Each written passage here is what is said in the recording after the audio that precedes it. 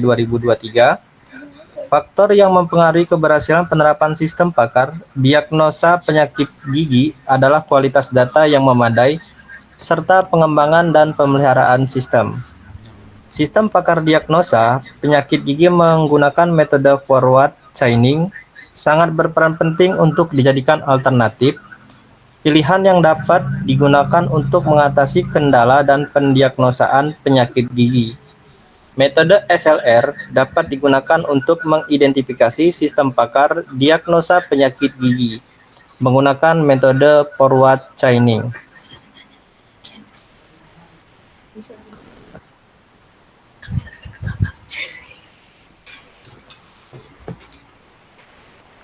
Udah semua ya. Sekian yang bisa kami presentasikan. Selanjutnya kami serahkan kepada Bapak. Ya kalau ada yang mau tanya itu bisa coba tanya. Ada yang mau tanya nggak? Nggak ada, Pak. Ya kalau nggak ada, diakhiri aja, ditutup. Baik Pak, sekian dari presentasi kami. Kurang lebihnya kami mohon maaf. Kami akhiri. Wassalamualaikum warahmatullahi wabarakatuh. Waalaikumsalam warahmatullahi wabarakatuh. Baik, kita lanjut materi sebelumnya ya. Ini saya udah ada project di sini. Ada kendala nggak terkait dengan tugas kelompoknya, sistem pakarnya?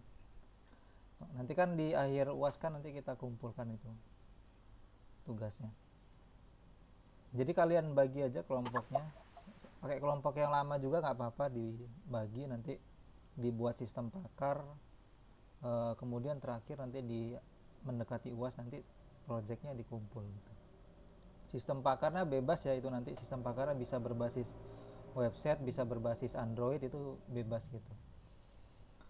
Kalau mampu berbasis Android nggak masalah, lebih bagus lagi. Tapi kalau memang sanggupnya di sistem pakar berbasis website nggak apa-apa. Jadi kalau berbasis website nggak usah di hosting ya. Kalau di pertemuan sebelumnya kan di offline, pas waktu itu kan offline itu saya tunjukkan cara menghosting sistem pakar, itu kita nggak usah sampai tahap hosting, tapi dipublish di server lokal aja, dijalankan di server lokal aja di exam itu nggak apa-apa gitu. Kalau dia sistem pakarnya berbasis website ya. Itu. Jadi kalau nggak ada kendala kita masuk ke materinya. Kalau cari di internet banyak ya, di Google itu kalian cari aja coding atau tata cara pembuatan sistem pakar, di situ ada banyak panduan di Google gitu. Tinggal di running aja, dijalankan aja sebenarnya ininya, sistemnya. Cuman ada yang error ya, kalian bisa perbaiki lah errornya kira-kira di mana gitu. Sekarang kan udah canggih ya, kalau kalian mau perbaiki coding yang error pakai bantuan ChatGPT juga nggak masalah sih sebenarnya. Kalau saya nggak terlalu ini. Yang penting kalian pahami aja ketika terjadi error itu kalian pahami masalahnya ada di mana gitu. Harusnya lebih cepat ya, kalau di zaman saya dulu pas ngebangun sistem itu belum ada AI, belum ada ChatGPT, jadi lebih rumit lagi. Kita cari penyebab error itu bisa sampai berhari-hari gitu, nyari penyebabnya di mana gitu. Kalau sekarang udah ada bantuan kecerdasan buatan, kita cari penyebab coding error itu cepat gitu ketemunya. Harusnya lebih mudah ya, di era sekarang harusnya lebih mudah. Sebelum tahun 2020 kemarin lebih sulit, karena setiap error coding ya kita perbaiki manual gitu, nggak bisa nanya ke AI, ChatGPT belum ada waktu itu. Jadi lebih susah di era sebelum 2020. Kalau di era sekarang lebih mudah sebenarnya. Nah, jadi ini saya ada contoh project sistem pakar ya. Ini berbasis Android. Sistem pakar ini yang berbasis Android ini dia pendeteksi penyakit TBC ya. Tapi ya di sini sistem pakarnya masih sederhana sekali ini. Ini buat sampel aja sih sebenarnya, buat contoh aja. Kita bisa lihat di sini kalau sistem pakar dijalankan di Android Studio, dia kira-kira codingnya akan seperti ini, tampilannya akan seperti ini. Beda dengan kalau kita menggunakan berbasis website ya. berbasis website itu udah umum. Cuman kalau Android Studio saya rasa kita jarang ya masuk ke sini, mungkin karena keterbatasan hardware juga, itu jarang yang masuk ke Android Studio. Udah pernah belajar Android Studio belum sebelumnya, mata kuliah lainnya gitu? Udah Kak. Iya, jadi memang agak susah ya untuk masuk ke Android Studio ini, karena memang hardware yang digunakan juga harus mendukung juga. Cuman saya kasih tunjukkan sekilas bagaimana pemrograman sistem Packard menggunakan Android Studio ini. Kalau kita membuat sebuah sistem Packard yang basisnya itu masih pertanyaan, itu sistem Packard yang umum ya. Tapi kalau kita sudah gunakan AI atau kecerdasan buatan, itu sudah masuk ke tahap level yang lebih tinggi lagi gitu. Nanti saya coba tunjukkan ya gambaran, mungkin nanti di pertemuan selanjutnya, gambaran tentang terkait dengan sistem Packard yang sudah menggunakan kecerdasan buatan gitu. Ini videonya saya rekam ya presentasinya, jadi nanti kalau kalian ingin melihat ulang videonya, nanti saya share link di YouTube-nya gitu. Nah, di sini kita bisa lihat tampilan awalnya ya. Kalau kita lihat di sini di bagian codingnya, di sini ada beberapa bagian. Sebenarnya kalau kita lihat di sini dia dirangkum dalam bentuk folder ya. Kita bisa lihat di sini ada manifest, kemudian ada Java, di sini codingnya ada REST di sini. Nah, kita bisa lihat di sini coding manifest Android manifest ini bagian utamanya ya di sini, dimana tempat kita mengganti judul aplikasinya, nama aplikasinya, itu biasanya kita ganti di Android manifest ini. Nah, di bagian Android label ini kita ganti di sini. Ini akan secara otomatis dibuat ya gitu. Jadi ketika kalian membuat project baru, new project gitu di Android Studio, itu pertama kali pasti ini sudah terbentuk duluan secara otomatis gitu. Jadi kalian bisa rubah di sini untuk judulnya. Nah, kemudian untuk pemasangan iklan juga pada umumnya biasanya kita tempatkan di sini, di Android manifest ini. Di bagian bawah biasanya kita label pasang iklan di bawah sini gitu. Kalau misalkan kalian ingin membuat sebuah aplikasi sistem Packard yang dimana aplikasi tersebut akan kalian publish di Android, di Google Console, di Play Store, dan ingin kalian pasang iklan, biasanya kode iklannya itu ditaruh di bawah sini gitu.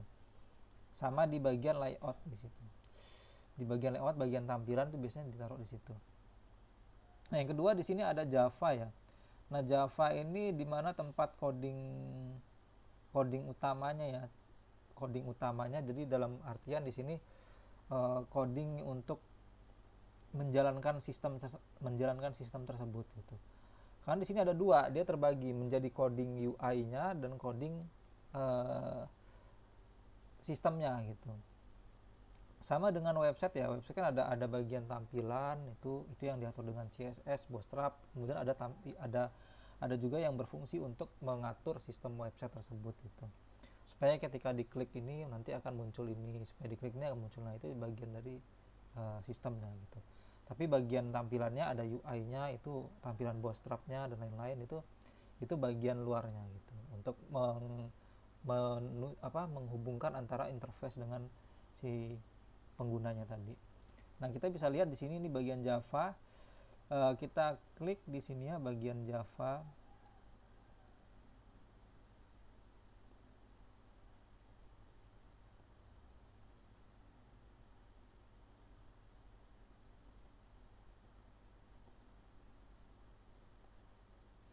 Nah, di bagian Java ini, bagian COM paling atas ya, kita bisa lihat di sini application diagnosis.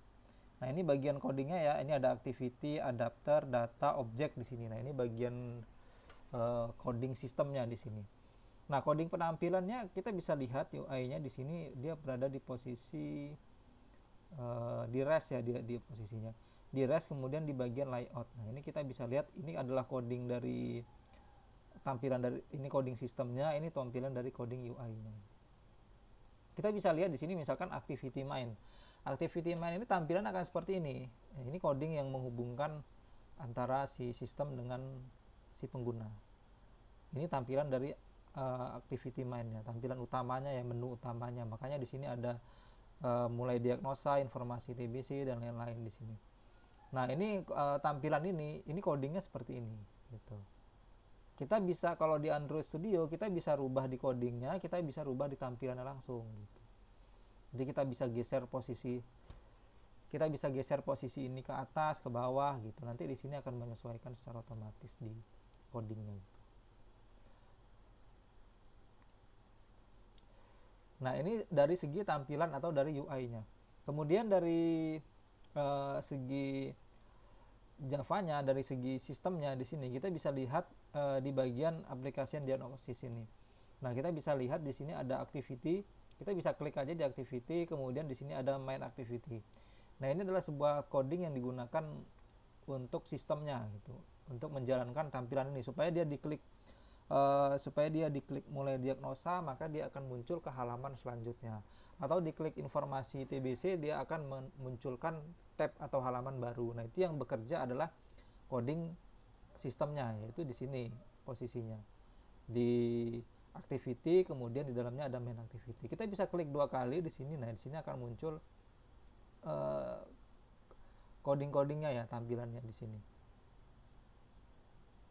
Nah, di sini kita bisa lihat ketika dia diklik button start deteksi, maka dia akan diarahkan ke bagian tampilan dari screen activity di sini, memulai tampilan. Kemudian di sini ketika diklik button informasi TBC, dia akan diarahkan ke tampilan dari interface informasi TBC tadi gitu. Informasi TBC di mana? Ya, kita bisa cek di sini informasi TBC tampilannya yang mana di sini. Kita bisa cek satu-satu ya di sini informasi TBC di mana gitu posisinya. Nah, ini kan ada berapa tombol di sini. Kita bisa lihat BTN ini artinya button ya, button. Kita bisa cek di sini kan, ini kan ada buttonnya ada berapa di sini, ada 1 2 3 4 ya, di sini ada 4 buttonnya. Nah, itu kita bisa cek di situ. Sama di sini ya ada 5 itu buttonnya. Nah, kita bisa lihat di main activity-nya, di bagian codingnya di sini kita bisa lihat di sini ada 5 buttonnya. BTN info. Nah, ini jadi bagian sistemnya itu berada di sini di Java ini. Nah, jadi ini adalah bagian dari sistemnya, yang di bawah ini bagian dari UI atau tampilannya.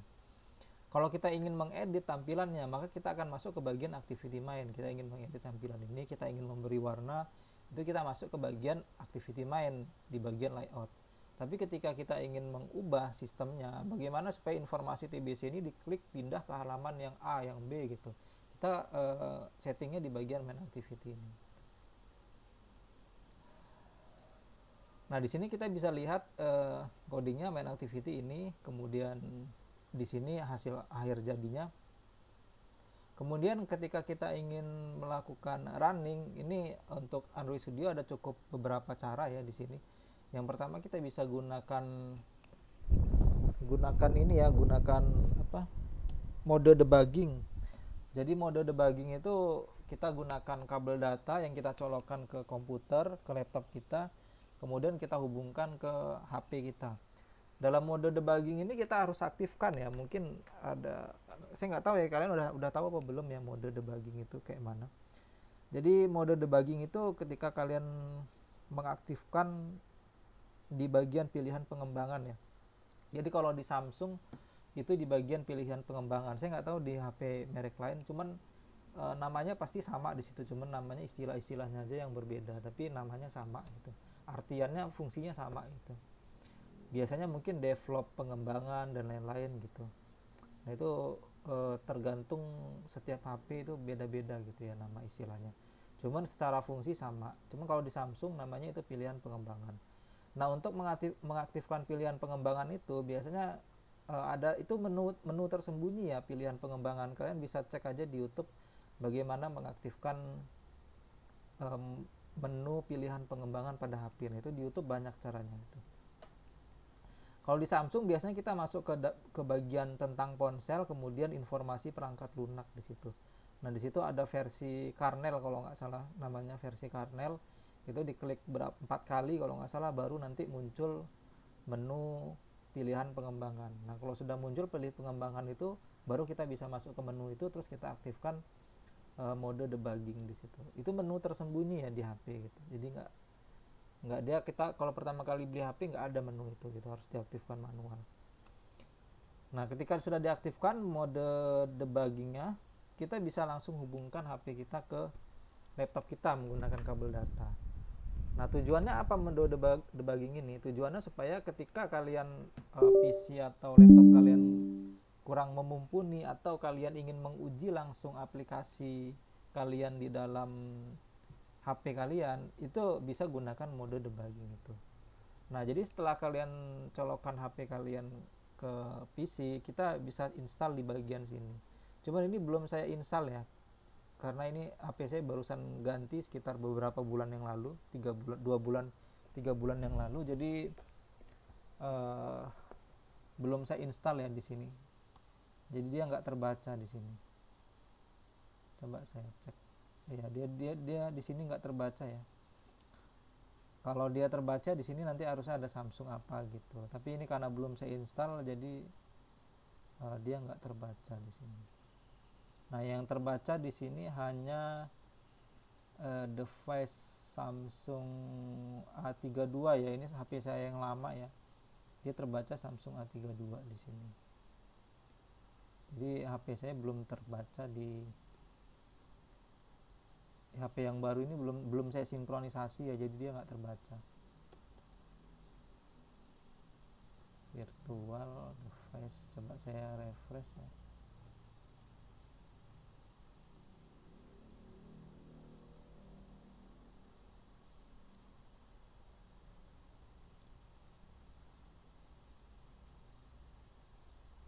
Ini harus saya scan ya, coba saya scan dulu untuk ini, ada muncul barcode ya. Coba saya koneksikan apakah bisa.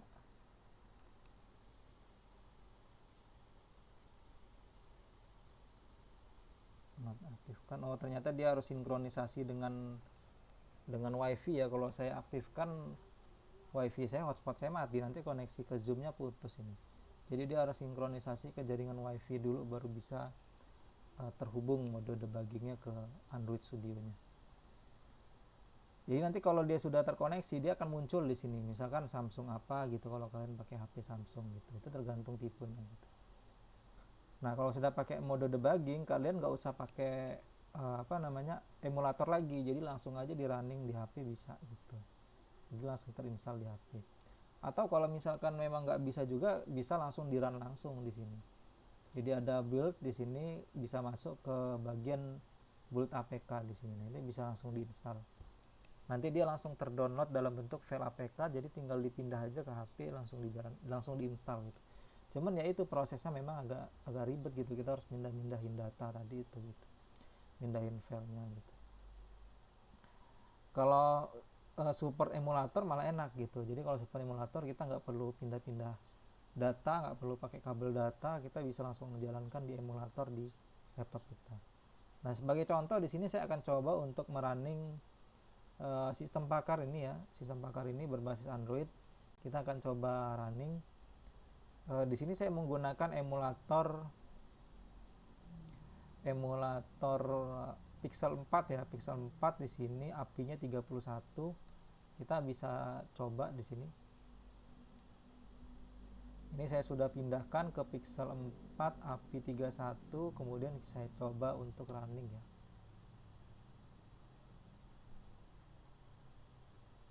Dia sedang loading ya di sini.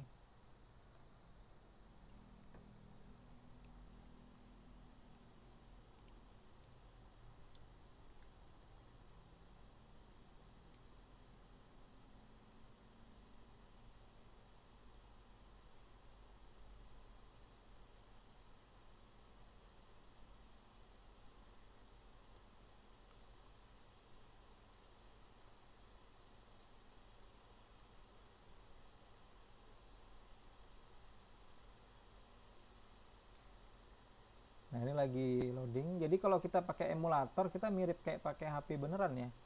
Jadi mirip sama seperti menggunakan HP sungguhan, hanya saja ini dalam bentuk emulator di sini. Jadi seperti ada HP yang diinstal di dalam Android Studio ini gitu. Ini saya close saja di bagian bawah ini. informasi ini supaya tampilan lebih besar ya. Nah seperti ini tampilannya ketika kita running di emulator. Jadi sebenarnya pakai Android Studio ini enak ya, nggak susah gitu, karena kita menu-menunya ini sudah lengkap di sini. Apalagi kalau Android Studio versi yang terbaru ya, ini kayaknya 2021 kayaknya atau 2022, lupa saya versinya. Nah jadi kita sudah lengkap di sini, dashboardnya lengkap banget gitu.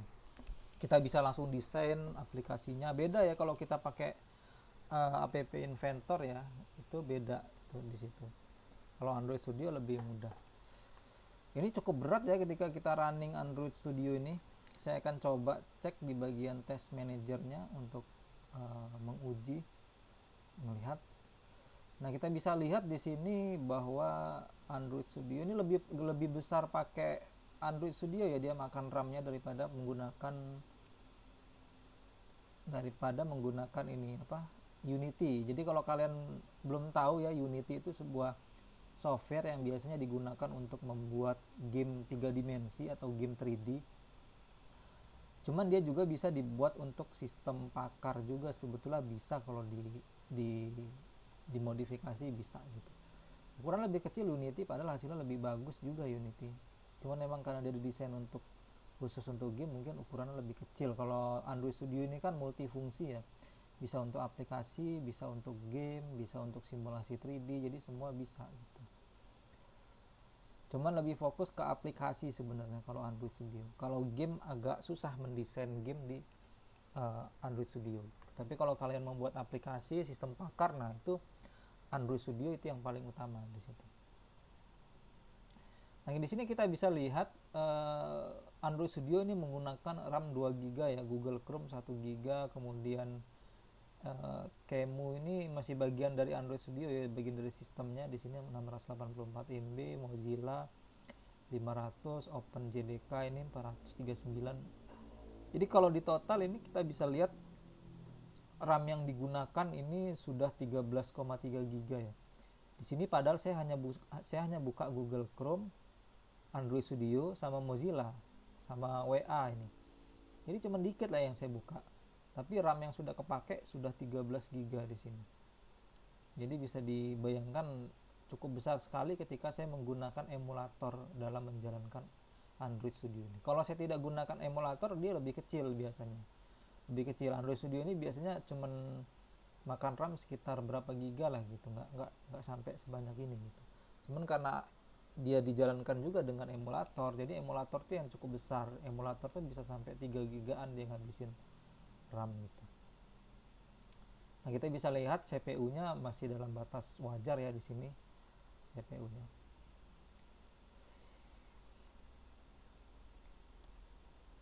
Nah ini sekiranya gambaran ketika kalian membuat suatu sistem atau aplikasi menggunakan Android Studio. Itu gambarannya kira-kira seperti ini hardware yang dibutuhkan. Kenapa kita perlu tahu hardware itu?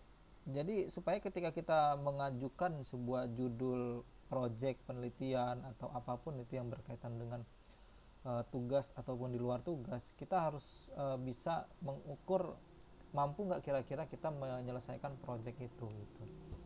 Nah ini sebagai gambaran juga kalau misalkan kalian di tugas akhir nanti itu mengajukan sistem pakar, mengajukan sistem 3D gitu. Kayak kemarin tuh ada mahasiswa itu dia menanyakan soal terkait dengan project visualisasi ya. Jadi kayak kita ingin membangun rumah gitu, jadi kita nggak perlu apa ya namanya, kita hanya cukup mengarahkan kamera HP kita ke lahan kosong yang akan dibangun rumah tersebut, maka aplikasi tersebut akan memvisualisasikan secara otomatis bangunannya itu akan seperti apa jadinya gitu dalam bentuk 3 dimensi. Itu kalau menurut saya lumayan berat ya aplikasi kayak gitu. Kalau memang sanggup nggak masalah, cuman kalau secara pribadi saya ngasih tahu aja itu lumayan berat ya aplikasi yang modelnya seperti itu gitu untuk pembuatannya gitu. Daripada ya kalau sebagai ini, kalau kalian mampu nggak masalah, cuman saya memberikan informasi aja kalau aplikasi seperti itu memang cukup berat gitu untuk dibuat gitu, karena kalian harus membuat apa bangunan 3D-nya itu juga gitu. gambarannya seperti apa. Mungkin kalau untuk sampel aja nggak masalah sih, satu aja gitu. Cuman ya karena harus implementasikannya harus pakai apa gitu untuk membuatnya, softwarenya pakai Android Studio atau pakai Unity, itu kan lumayan beratnya. Dua software itu aja udah berat gitu. Terus yang kedua, proses perancangannya paham apa enggak gitu. Ini jadi gambaran aja, karena takutnya ketika kalian mengambil judul, mengajukan judul itu kalian nggak nggak menguasai di bidang itu gitu. Jadi dalam mengajukan judul itu sebetulnya yang utama, saya sering sampaikan kalau yang utama itu sebetulnya bukan judulnya gitu. Kan kebanyakan kalau mau tugas akhir itu rata-rata mereka mencari, oh kira-kira ngajuin judul apa ya, jadi fokusnya ke judul gitu. Padahal judul itu bisa belakangan gitu, judul itu bisa dirubah di terakhir nanti. Yang penting kita paham dulu kita ini mau buat project apa, mau buat aplikasi apa, metode yang dipakai apa, kemudian dataset penelitiannya dari mana. Itu dulu yang dicari gitu, itu dulu yang dibangun, yang dipikirkan, yang dirancang. Kalau misalkan membangun sistem pakar, contohnya itu kita harus paham dulu itu sistem pakar itu nanti datasetnya kita mau ngajuin sistem pakar apa. Contoh misalkan sistem pakar penyakit COVID contoh. Nah, kita datasetnya dari mana itu, dataset sistem pakar penyakit COVID itu? Kita dataset itu ciri-cirinya loh. Misalkan ciri-ciri penyakit COVID itu macam-macam ya, bisa panas, bisa flu dan lain-lain. Nah, itu kita harus cari tahu di data itu dari mana informasi itu. Jangan kita ngambil dari Google, kita ngetik di Google ciri-ciri COVID gitu. Ini banyak kok ciri-ciri COVID di Google. Jangan pakai data itu, bisa ditolak itu karena datanya nggak valid gitu.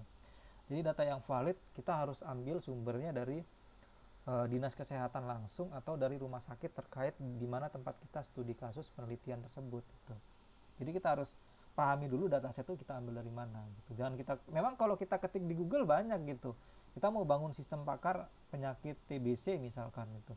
Kita ketik aja di Google ciri-ciri penyakit TBC muncul gitu. Tapi kan itu nggak resmi, data itu nggak resmi, itu dari website gitu, bukan dari dinas kesehatan langsung atau bukan dari rumah sakit terkait gitu. Jadi kita harus ambil data dari rumah sakit yang resmi atau dari dataset yang resmi dari dinas kesehatan, websitenya kalau ada kalian cari, atau dari Kaggle dan lain sebagainya.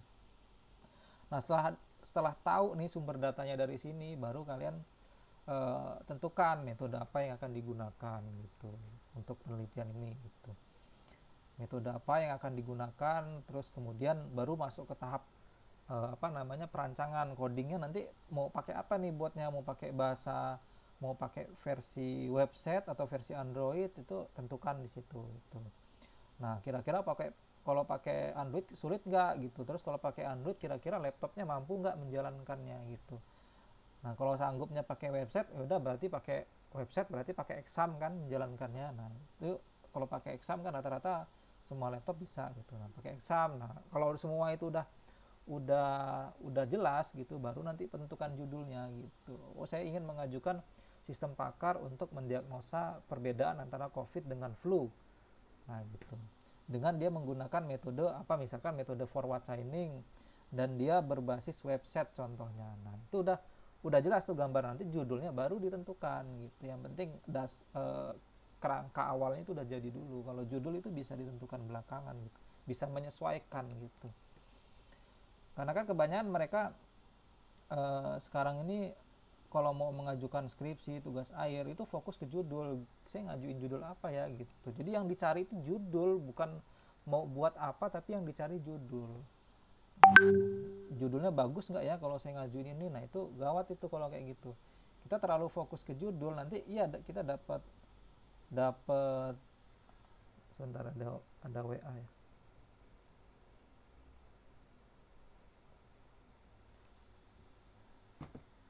Kita dapat judul yang bagus di situ. Misalkan kita cari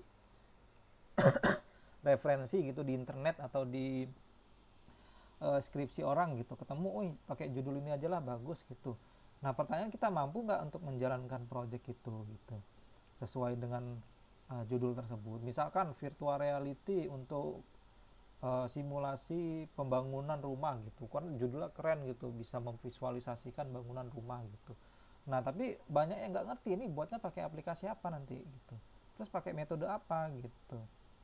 Itu banyak yang nggak paham di situ. Jadi harus harus jangan fokus ke judulnya yang bagus gitu, jangan, tapi fokus bisa nggak kita mengerjakan project itu gitu. Jadi harus tentukan dari awal gitu, sesuai dengan kemampuan kita. Karena kalau kita udah ngambil judul yang bagus, sudah kita jalankan, sudah kita ajukan, tiba-tiba di tengah-tengah kita nggak sanggup menyelesaikan project itu, nah itu yang bisa menghambat tadi itu gitu. Jadi harus dipastikan kita sanggup dulu mengajukan penelitian ini, project yang akan seperti ini, baru kita ajukan gitu. Dan kita harus pastikan juga spesifikasi komputer kita itu mampu untuk menjalankan project itu. Jangan sampai kita mengambil judul berbasis Android Studio gitu. Android Studio masih mumpuni ya, kalau RAM sekitar 8 GB itu masih bisa lah gitu.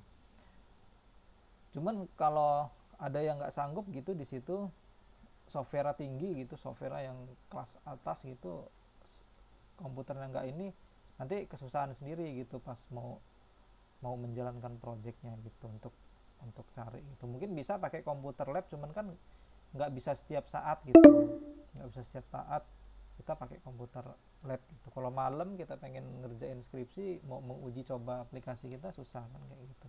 Kita harus pastikan dulu hardware kita mumpuni, kita mau buat project apa, metode yang kita pakai apa, baru nanti terakhir tentukan judulnya gitu. Kalau sistem pakar banyak ya, kita bisa buat sistem pakar. Sebenarnya kalau kalian mau cari browsing gitu ya, di Google itu banyak panduan. Makanya saya bilang nanti di akhir itu sebenarnya nggak perlu bingung mau buat apa, project apa gitu. Siapa yang paham ya kira-kira untuk tugas ini gitu, project ini. Kalian bisa cari aja di internet gitu, kemudian ketemu codingnya, tinggal disesuaikan dengan kebutuhan kalian gitu. Sebetulnya bisa aja kayak gitu. Misalkan di internet kalian ketemu nih sistem pakar yang memang dia sudah jadi gitu, codingnya, aplikasinya sudah jadi, tapi di situ sistem pakar deteksi COVID aja di situ. Kalian ingin modifikasi coding itu supaya ada dua nih, dia bisa menentukan penyakit COVID dan flu, perbedaannya di mana. Kalian modifikasi bisa aja gitu. Jadi membuat coding sistem pakar kita tidak harus mulai dari awal, tapi kita bisa ambil tengahnya, kita modifikasi dan lain-lain, bisa seperti itu, sebetulnya nggak masalah gitu. Nah ini kalau berbasis Android ya, kalau berbasis website kita udah belajar di sini. Cuman ini sangat dasar sekali ya, ini Android Studio ini. Saya akan coba ya untuk jalankan aplikasi ini. Kita coba klik mulai diagnosa di sini. Nah di sini kan ketika kita klik mulai diagnosa, dia akan muncul pertanyaan apakah Anda merasakan gejala demam. Kita bisa jawab tidak, atau misalkan di sini ada pertanyaan lemas dan lesu, kemudian kita jawab aja ya, atau kondisinya gejala lainnya, ini kita jawab aja. Nah nanti di akhir akan muncul pertanyaan kesimpulan akhir ya, di sini gejalanya akan seperti apa, di sini akan muncul Anda tidak memiliki riwayat penyakit ini gitu. Jadi dia langsung muncul kesimpulan akhirnya seperti apa. Cuman ini sistem pakar yang sangat dasar ya, karena di sini kita bisa lihat pertanyaannya hanya 3 biji di sini.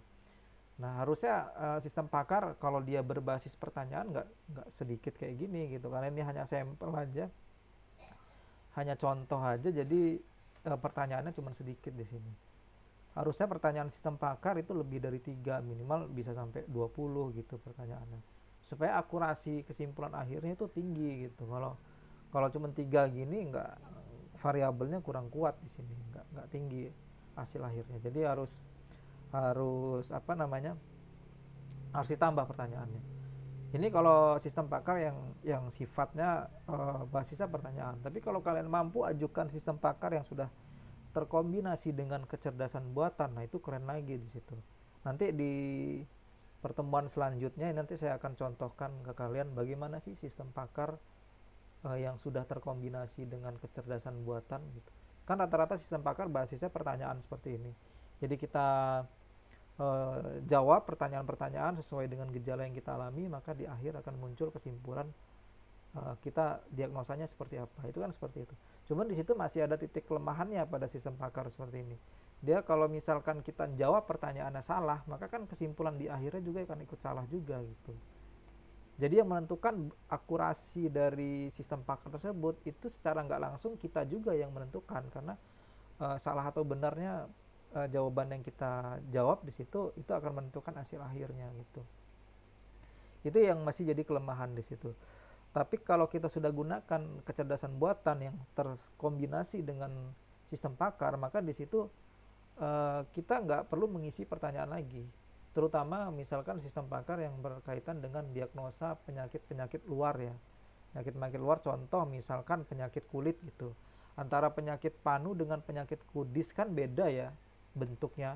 Nah, di situ kita bisa gunakan kecerdasan buatan untuk mengidentifikasi apakah itu masuk dalam kategori penyakit kudis dan atau panu gitu. Jadi kita cukup buka aja aplikasinya, kemudian nanti muncul kamera, kita foto kulit kita, aplikasi langsung muncul hasil akhirnya, apakah ini terkena panu atau kudis gitu contohnya. Nah, itu sistem pakar yang sudah terkombinasi dengan kecerdasan buatan. Jadi kita nggak perlu isi lagi pertanyaan seperti ini kan. Ini kan perlu ngisi pertanyaan dulu ini. Mulai diagnosa, ini kita perlu isi pertanyaan. Kita perlu menjawab pertanyaan. Kalau sistem pakar yang sudah ada kecerdasan buatan, tinggal foto aja muncul akhir kesimpulan. Sama dengan sistem pakar diagnosa penyakit tanaman. Gitu. Kita foto daunnya, ini kok daunnya berubah jadi kuning, ini kena penyakit apa? Tinggal foto aja, muncul kesimpulan akhir, oh dia terkena penyakit ini gitu. Tinggal foto aja, nggak perlu kita isi pertanyaan. Jadi dia itu menggunakan pengolahan citra ya, pengolahan gambar di situ. Dan dia ada rumus tertentu, ada algoritma tambahan di situ untuk mengenali objek tersebut atau untuk membaca objek tersebut. Dan data tersebut diteruskan ke algoritma sistem pakar untuk diambil sebuah keputusan di situ. Jadi kecerdasan buatan itu mengambil sampel dari masalahnya tersebut, kemudian mengenali, kemudian data tersebut diteruskan ke sistem pakar tadi itu, ke algoritma sistem pakar untuk ditentukan diagnosanya akan seperti apa. Nah, itu lebih canggih kalau sistem pakar. Dan kalau kalian bisa ajukan judul yang berkaitan dengan sistem pakar tersebut, judul yang berkaitan dengan kecerdasan buatan dan sistem pakar itu lumayan bagus di situ gitu. Apalagi kalau dia berbasis Android di situ. Nah, itu karena masih jarang banget yang mengajukan judul sistem pakar yang sudah kombinasi dengan kecerdasan buatan, terlebih dia berbasis Android, itu masih jarang. Tapi nanti saya usahakan saya tunjukkan ke kalian terkait dengan sistem pakar yang sudah terkombinasi dengan kecerdasan buatan. Saya akan tunjukkan gambarannya. Mungkin di pertemuan minggu depan ya. Jadi ini supaya jadi gambaran kalian gitu nanti di akhir nanti tugasnya seperti apa. Tugas skripsi dan lain-lain itu bisa jadi referensi lah, gambaran gitu. Nah, ini kita bisa lihat ada informasi TBC, informasi bronkitis, informasi dan lain-lain. Ini bisa kita cek di sini. Informasi TBC ini isinya seperti apa. Ini kita sendiri yang mengetikkan gitu. Ini kalau dia berbasis Android. Ada yang mau ditanyakan?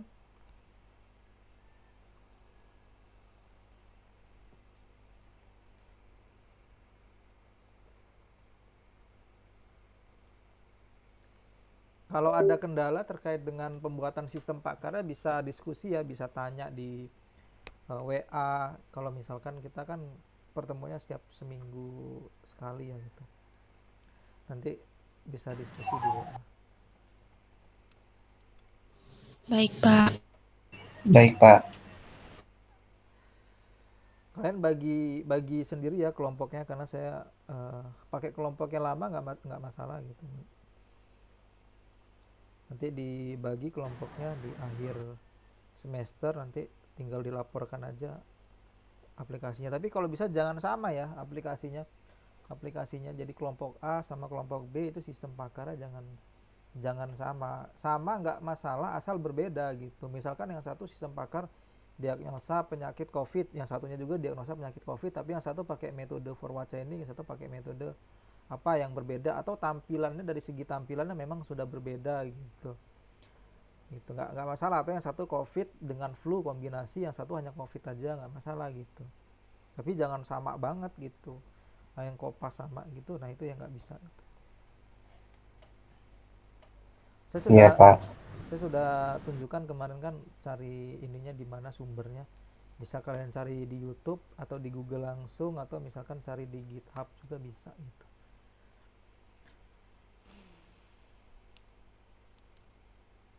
Ini kita masuk, aduh, mau habis lagi bulatnya. Kita masuk ke ini ya, ke iya, kalau berbentuk web nggak masalah gitu, nggak masalah. Ini contoh aja ya berbasis Android ini, karena saya mau ajak kalian masuk ke sistem pakar berbasis Android kan agak berat juga ya di situ. Jadi berbasis website nggak masalah gitu. Ini sebagai gambar aja, referensi aja berbasis Android ini. Kalau kalian mengajukan yang berbasis website nggak masalah gitu. Kayak yang sebelumnya kan saya udah pernah tunjukkan itu, yang berbasis website. Pastikan nggak ada yang error ya. Mungkin nanti saya tunjukkan, saya minta kalian di tugas akhir nanti sistem pakarnya dijalankan, kemudian direkam ya menggunakan direkam layar gitu, dijalankan sistem pakara. Jadi ketika kalian menginstal di exam itu pastikan tidak ada yang error gitu di sistem pakara. Karena kalau biasanya download itu kan ada yang error, ada yang enggak gitu. Pastikan tidak ada yang error. Kayak berbasis Android ini dia normal ya, nggak ada yang error.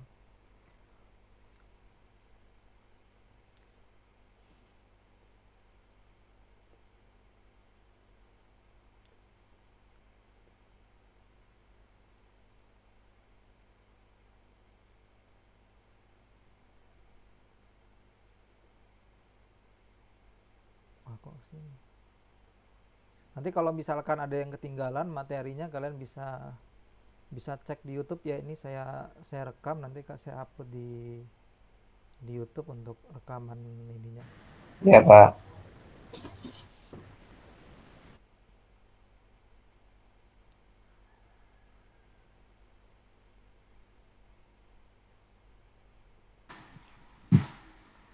Andi Saputra hadir nggak?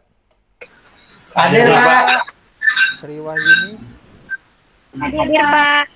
Intan, Hadir, Pak. Sabina hadir nggak? Hadir, Pak. Rimbo, Hadir, Pak. Soleha, Hadir, Pak. Rizky, Hadir, Pak. Hadir, Iin, Pak. Iin, Hadir, Pak. Gusti Sukma, Hadir, Pak. Angga Maulana, Hadir, Pak. Bella Kurnia, Hadir, Pak. Lemes Ratih, Hadir, Pak. Oktaria, Hadir, Pak. Kelvin, Hadir, Pak. Hadi Fukron, Tidur kayak orang nih, Pak. Hadir, Pak. Lemes Muhammad semua. Muhammad Hafiz, Hadir, Pak. Wulandari, Hadir, Pak. Jepri, Hadir, Pak. Hadir. Sally, Hadir, Pak. Rani Aulia, Hadir, Pak. Ahmad Rian, Saya, Pak. Clara nggak ada ya? Nggak ada, Pak. Kayaknya. Kurniawan, Hadir, Pak. Hadir. Mutakin, Hadir, Pak. Rini Wahyuni, Rini nggak ada ya? Hadir, Pak. Nggak tahu, Pak. Tadi hadir ya? Hadir tadi. Ya, Pak. Ada yang mau ditanyakan terkait dengan kuliah hari ini? Minggu depan itu daring atau luring, Pak? Minggu depan ya, coba saya cek di kalender. Kan lebaran, minggu depan, Soleha, lebaran Ibu. minggu depan. Iya, Soleha ini nggak lebaran dia ini. Ya minggu Nggak depan. lebaran dia, Pak. Minggu depannya lagi nanti offline. Tanggal 2 Nah, itu Iya, Pak. minggu depannya lagi. Ya, besok lebaran soalnya minggu Iya, ini. Mbak Soleha. Bapak juga mau makan daging, Pol. Habis pesta. Iya, Minal aidin wal faizin, Pak. Ya, nyata daging kurban. baik, untuk perkuliahan hari ini kalau nggak ada yang ditanyakan saya tutup ya. Assalamualaikum warahmatullahi wabarakatuh. Waalaikumsalam warahmatullahi Waalaikumsalam wabarakatuh. warahmatullahi wabarakatuh.